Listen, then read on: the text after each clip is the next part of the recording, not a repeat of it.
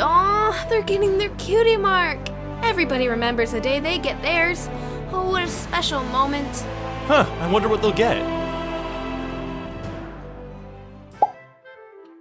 Hey, what do you know? 50% off at Bed Bath & Beyond? Now there's a bargain!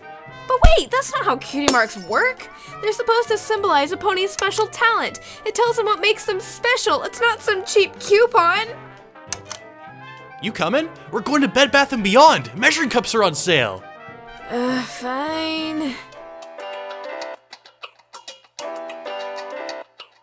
Cutie Marks have been a part of MLP ever since the very beginning, like G1 beginning. My goodness, the show has certainly changed, but Cutie Marks haven't. Cutie Marks are one of the most recognizable parts of the show, and one of the most unique. So, what are Cutie Marks?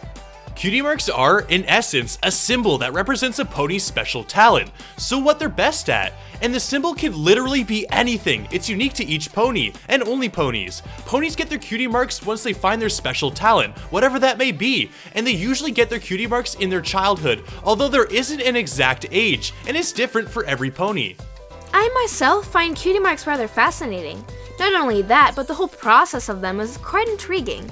The idea that foals have to discover their special talent is a whole lot more interesting than simply knowing them from the beginning. Not only do cutie marks represent a pony's talent, but they also represent who they are as a pony. The surface of cutie marks may seem simple, but there's a whole lot of fascination stored with them. Like, for example, who or what is behind the creation of cutie marks? Is it some form of ancient power? Perhaps it's Celestia making use of all her seemingly free time, going around like Santa Claus, giving cutie marks to all the good little ponies who find their special talent.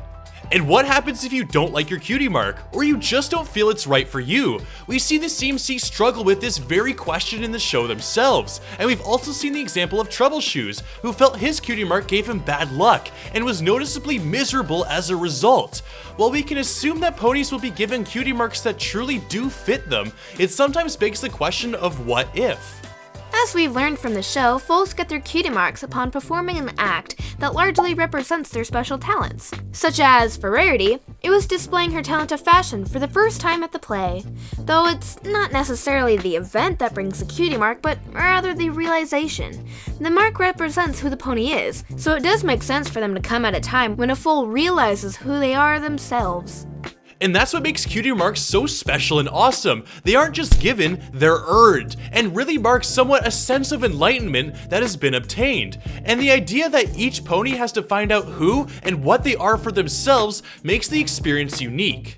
Also, it's somewhat of a common misconception that cutie marks represent purely what the pony is best at, perhaps in the form of a career or a hobby. However, cutie marks more often than not take into consideration the personality of the pony too, and typically have much more significant meaning than just what the image is. For example, Pinkie Pie's cutie mark is a trio of balloons. Now, while on the surface, it's easy to assume that this would mean she's good with parties and celebrations, but it also reflects on her personality. She's an upbeat individual that loves to make others smile, and balloons are often associated with cheering others up, so it makes sense for Pinkie Pie to have this cutie mark. Yup. Though, I have to say that it wasn't quite easy for Pinkie Pie to discover her special talent. Like we learned from the Cutie Mark Chronicles, all of the main 6 discovered their special talents thanks to Rainbow Dash's Sonic Rainboom. Well, a question sparks from that. What if that never happened? Yes, we learn in the season 5 finale that the world would have crumbled to pieces, but I'm talking about Cutie Mark-wise. If Rainbow hadn't performed her Sonic Rainboom, would any of the main 6 ever discover their cutie marks? This question brings up a big topic. Is it possible for a pony to never discover their cutie mark, or even what their talent is? I personally find this question intriguing, but I don't find it to bring truth. We've never seen an adult pony without a cutie mark. The ponies from Charlottestown don't count. And besides, fate seems to lead ponies to discovering their talents. Do you think it was a coincidence that the main 6 got all their cutie marks thanks to the Sonic Rainboom? Do you think it was a coincidence that Diamond Tiara needed help and the Cutie Mark Crusaders were able to provide their support? I don't think any of this was a coincidence. I believe that the fate of Equestria, maybe even the magic of Equestria, leads every pony to discover their talent at some point in their life. As long as someone like Starlight doesn't come along to tear everything apart. Well, that's the thing. Since we haven't seen any adult ponies without their cutie marks, it's safe to assume that ponies seem to always get their cutie marks at some point during their childhood, and as such, they always find out what they're best at, in most cases. While I personally don't believe in fate per se, I do agree that every pony has their place in the world, and it's up to them waiting to be discovered. But in Season 5, we were given an example of a pony that, while they had their cutie mark, they perhaps didn't understand fully what it meant, nor did it give them much of a clue as to what they're best at. Troubleshoes was a character that, since receiving his cutie mark, was somewhat confused and even troubled by it. For much of his life, he was under the impression that his cutie mark gave him nothing but bad luck, almost like a curse. So even though every pony's cutie mark is tailor-made for them, what does it mean if a pony doesn't like the cutie mark they've been given? That's another interesting question, isn't it? Troubleshoes is an example of some pony who didn't know who they were when they got their cutie mark, which goes against my prior thoughts. Though Troubleshoes seems to grow up despising his cutie mark, his anger really came from his confusion, his uncertainty of his cutie mark's meaning. I suppose then it's not exactly clear to us if a pony can earn a cutie mark that they'd hate forever.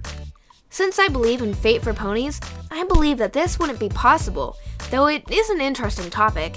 I feel that cutie marks are meant to represent a pony's soul, not just their talent. Thus, ponies' cutie marks will always be connected to who they are, allowing them to relate to it one way or another. Well, that's the thing. Cutie marks are, at their most basic, symbols. Symbols can be interpreted in different ways, and it's really up to each individual to determine what their cutie mark means to them. In Troubleshoes' example, he looked at his cutie mark and felt that it was nothing but a curse and a bad omen. However, the CMC were able to convince him that looking at his cutie mark in another way could be seen in a different light, which resulted in Troubleshoes finding his true potential and something that made him happy. So we've taken a look at cutie marks in their entirety, but one question still remains: who or what is responsible for creating and making cutie marks in the first place? I personally think that cutie marks have been a part of the pony society since they've been alive, though as we have learned in multiple episodes, cutie marks are tied to a pony's magic, so it's possible that ponies started off without magic, then discovered magic, and that allowed them to have these marks. It is kind of fun to wonder if some pony created them though. I actually subscribe to the idea that Celestia is the one behind cutie marks. Now I know it's a stretch theory, but we've hardly ever seen what she does on a daily basis in the show. Perhaps she's the one who decides each pony's cutie mark. It's not as if she doesn't have the power to do so. After all, she made Twilight and Alicorn, and we now know from Season 5 that cutie marks can be removed and adjusted. So perhaps this is what she does on a regular basis? But now let's hear it from you. How do you feel about cutie marks? Do you like them? Despise them? Have a theory about them? Let us know in the comments section below. We always love hearing what you guys have to say. So with that, thank you so much for watching this video, and if you enjoyed, then be sure to leave a like. As well, don't forget to subscribe, it helps support me for free, and it only takes a click. Also, go check out Color Wonder's channel for more amazing videos and content, link on the screen and in the description. But anyways, once again, thank you so much for watching. This is Tyandaga signing out. Thank you all guys so much for watching, and I will see you later. Goodbye!